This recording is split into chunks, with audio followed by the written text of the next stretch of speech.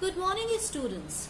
Welcome to the digital classes of Lal Bagh Girls Intermediate College. This is Ma'am Spring in her English class, and this class of mine is for class 12.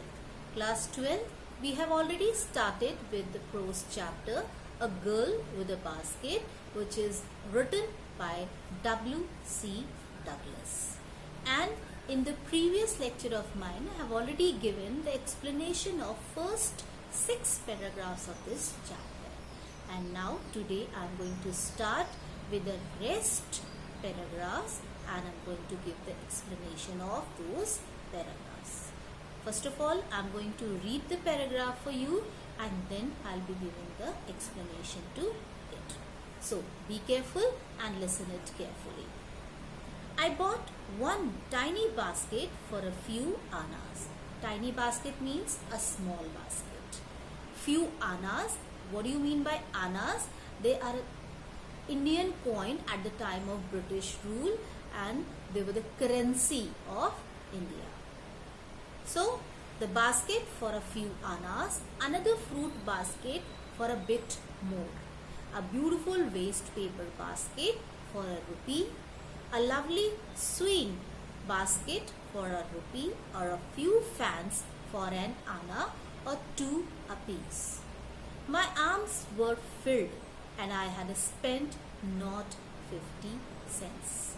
The children passed in shouting their wares. Shouting their wares means they were shouting, they were speaking, or they were telling the names of their items which they were selling.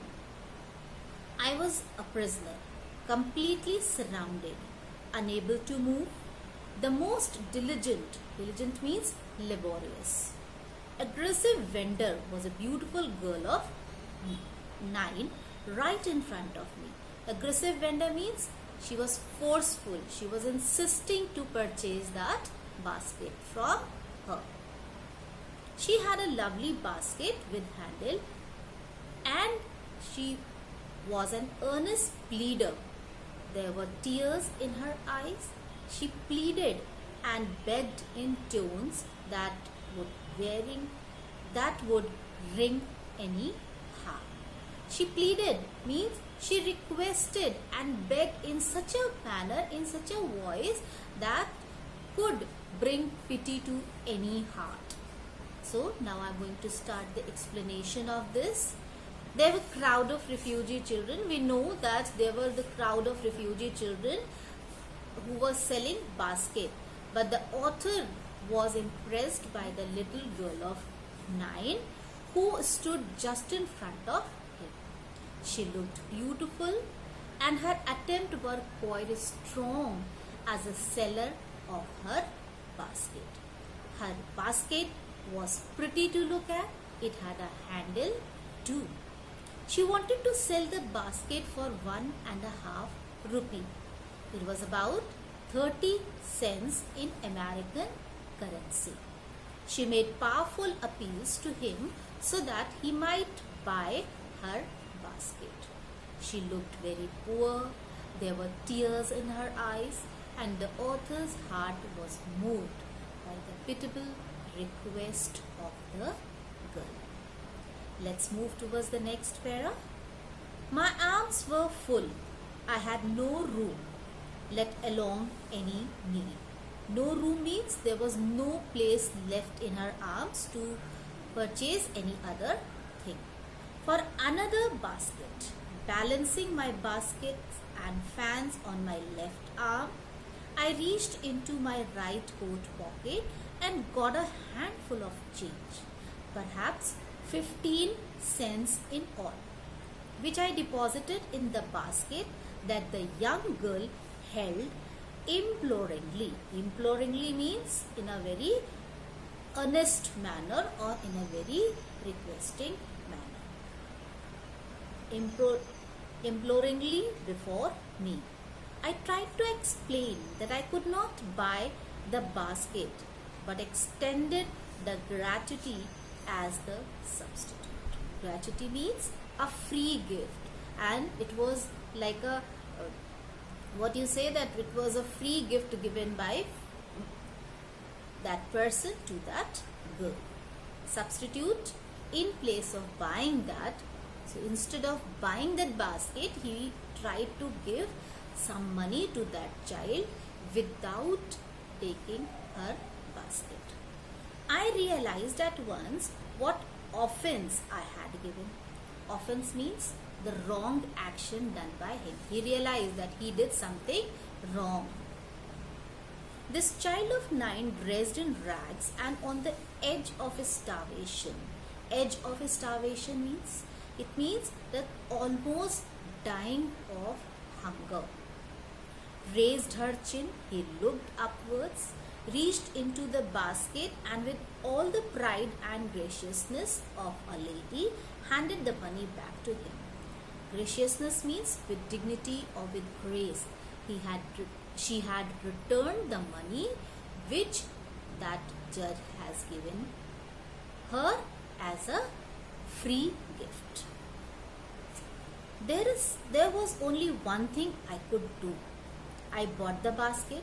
She wiped her eyes, smiled, and dashed down the platform, headed for some grass hut that would have at least 30 cents that night.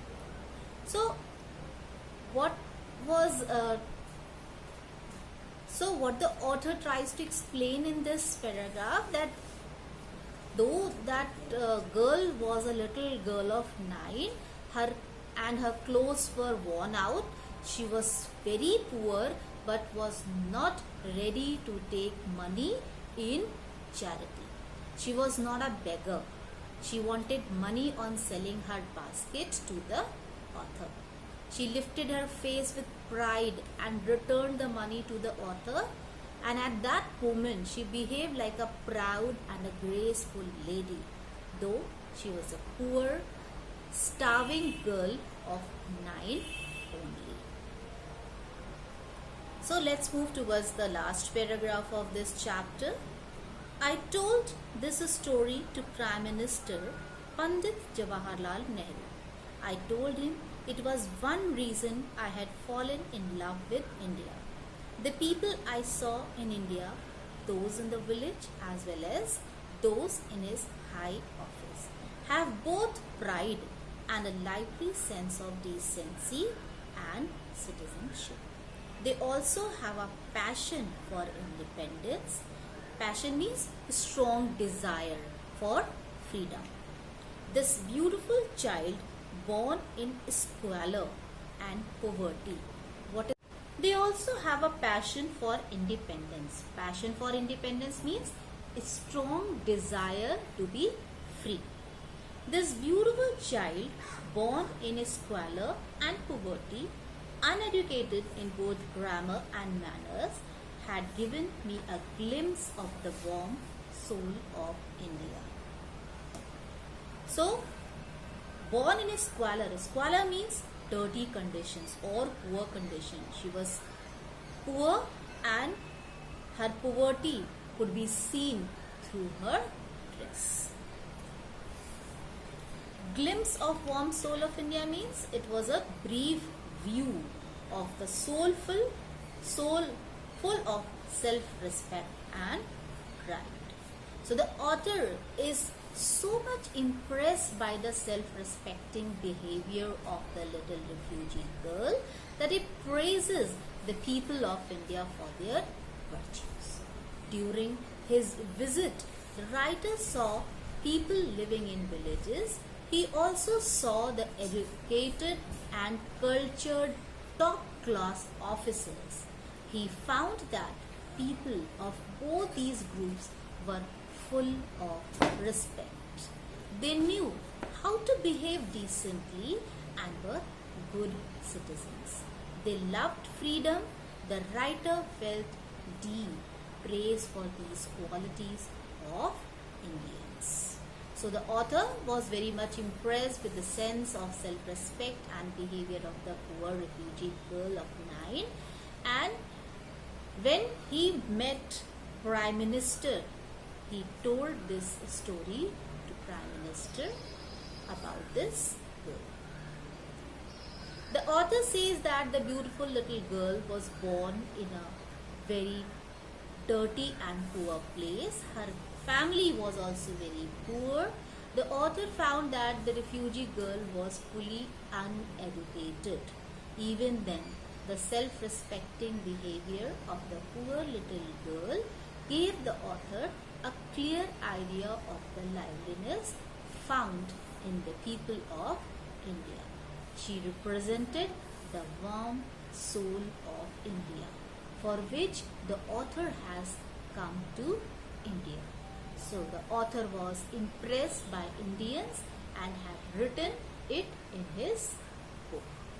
So this is all about this chapter, and in the next video of mine I'll be giving few exercises of this chapter so that you may start working, with the exercises and all the reference to context of this chapter. So till then, stay safe and stay healthy. Thank you.